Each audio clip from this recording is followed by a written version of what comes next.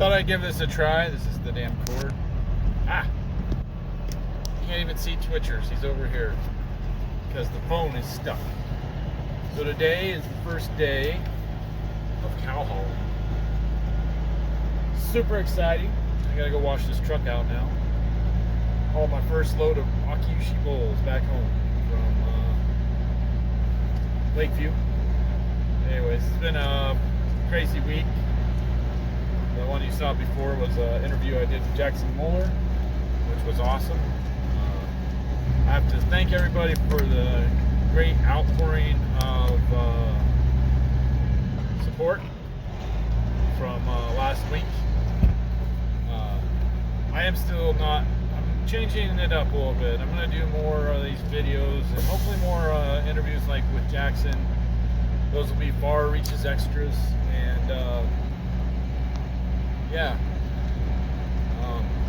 it's sort of nice now having to post every day, post every little thing on my mind, so maybe I was taking a little bit over the edge, but yeah, I didn't get as many videos this week as I'd like, but that's just how it goes. We'll do better next week. Got some videos from last Sunday or Saturday, I'm not sure. Anyways, moved some cows, the last bit of cows off the desert with the kids. Sort of cool, so you'll see them. And yeah, I'm not sure how I was going to make the video, but what I'll do is I'll post this one first, so it'll be the latest in the week. And I'll start with the video from last Sunday, and then end with Jackson, in case you haven't seen it. I probably won't pick out a new one because I just got my phone today, and it's tough editing a big clip like Jackson's. So just rehash some more stuff you saw this week, and anyways, I'll do better next week, and thank you for all your support. You guys are wonderful. And for those of you that are still trying to explain certification to me, I get it, really. Pretty smart guy, and I still say you can't explain it in any way that doesn't make it take power from ranchers and farmers alike. So, you know, it's not about the money, it's about the power, it's about self-respect, it's about being part of the team and not having some power beyond you dictating down on you what regenerative agriculture is. Because I can guarantee you that those guys that say they can certify me have been doing it just about as long as I have. And I have no interest in,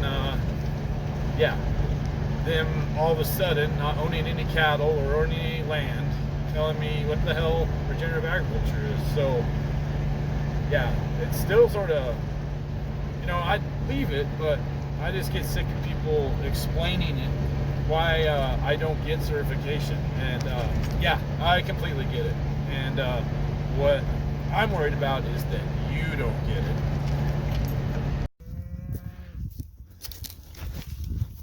Back in the drift. Got about 300 head. Guess what? Still choked out by smoke, going on 6 weeks. I had an interesting conversation with my brother-in-law yesterday. He goes, you and your sister grew up in the time of the spotted owl. And how do you think that shaped your opinion of land management in the United States? And he's right. But did more than shape my opinion, shaped my perspective on natural resource management and the people that are involved and the people that make the choices. And I would say that listening to the spotted owl in the Pacific Northwest was nothing short of cultural genocide. My community and hundreds, 500 to 600 other small communities all around the West have never completely recovered. And they're been economically devastated and never found a hub to recapture that capital that was created in timbers. The schools have never been the same, and killed a bunch of the small businesses because the customer base dried up.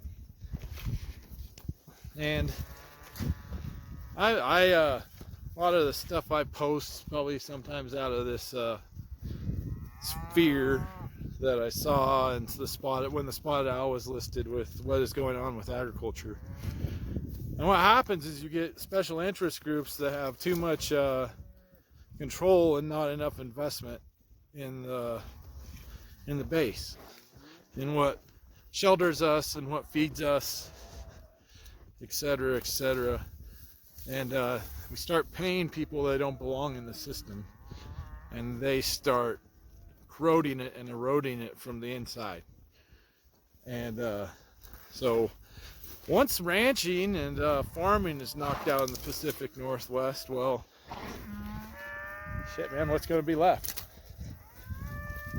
I mean, much of the United States is natural resource based. That's how we make our living in all capital, Silicon Valley, all the people that work in offices in the financial. That all comes from land, and it all comes from productive land. It doesn't just come from land that sits idle. Anyways, I'm gonna try a new approach. Just gonna make one continuous video every week and see how that does. We'll talk to you guys tomorrow. Working cows.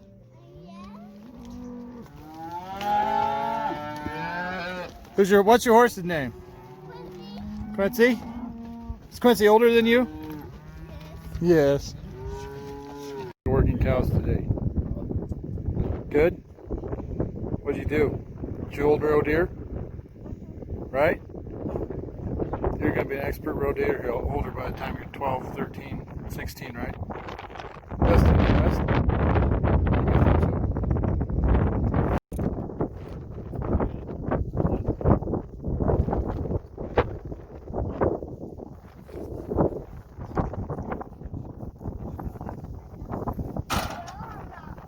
See ya, hand.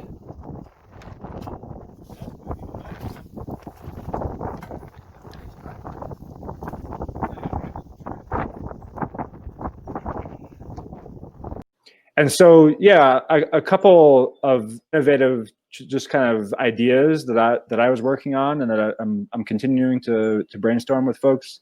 One was a affordable ranching concept, kind of like affordable housing, where you would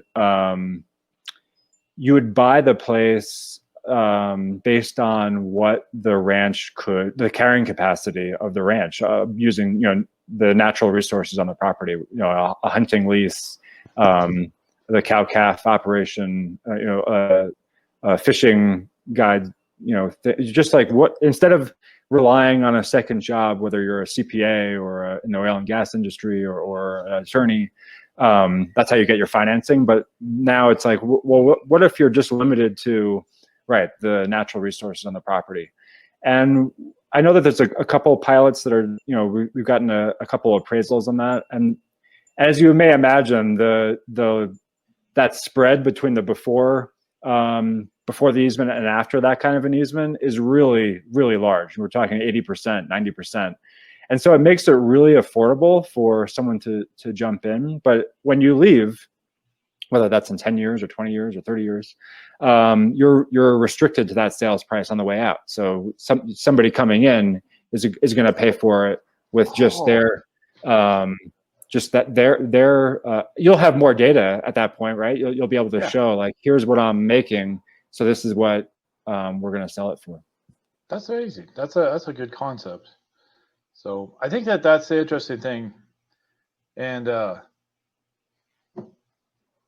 think we never really talked about this on the phone, but that's the difference between the distributed, the decentralized, and the centralized approaches to economies.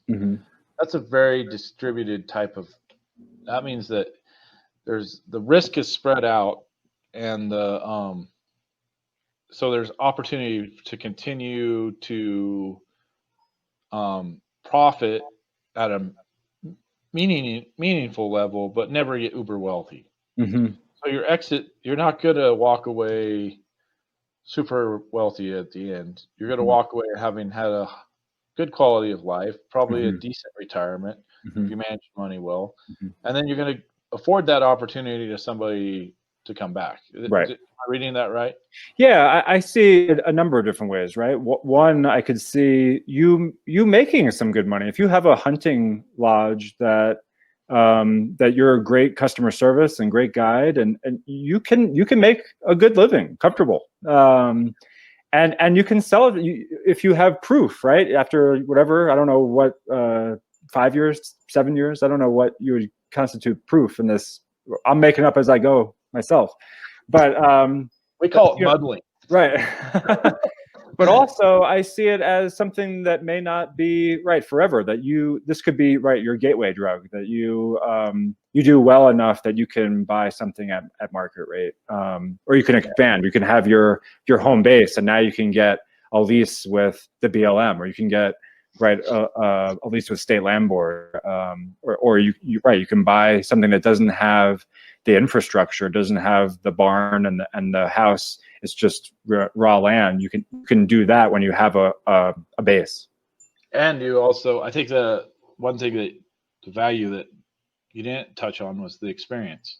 Mm-hmm. You have a good, safe place to experiment, fail, and recover. Right. And then as you mature, then you're going to be able to take on riskier acquisitions and grow your numbers.